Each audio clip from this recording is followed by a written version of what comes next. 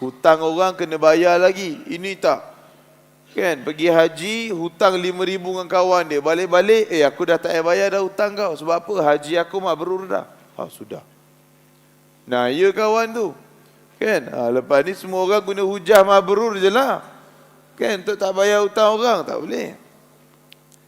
Dengan manusia, takkan settle lagi. Kalau kita ada zalim orang, tindas orang, ada mengumpat orang, fitnah orang. Jadi sebab tu hubungan manusia ni dia lebih kompleks berbanding hubungan dengan Allah Subhanahu wa taala. Jadi checklist pertama kita adalah nak pastikan diri kita tidak lagi terjebak dengan dosa-dosa yang baru. Setelah sebelum ini Allah ampunkan dosa kita. Lagi-lagi kita ni, raya kita ni raya jumpa orang tau.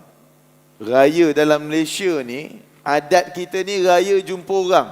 Balik kampung, jumpa sanak saudara kita lah, kerabat kita. Ziarah rumah orang lah, apalah. Kita jumpa orang. Pelik lah tiba-tiba time raya pergi zoo negara contoh kan. Tak kena lah, tu jumpa binatang tu. Jadi, bila jumpa orang, mestilah nak bersembang. Takkan jumpa orang senyap, tengok muka dia kan. Dan bila bersembang, dia tak syok tau sembang ni kalau tak cerita pasal orang.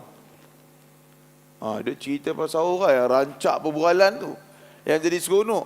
Itu yang jadi dosa tu. Kerana itulah mengumpat. Zaman sekarang orang tak sebut mengumpat. Sebab sebut mengumpat ni dia nampak neraka tu dekat sikit.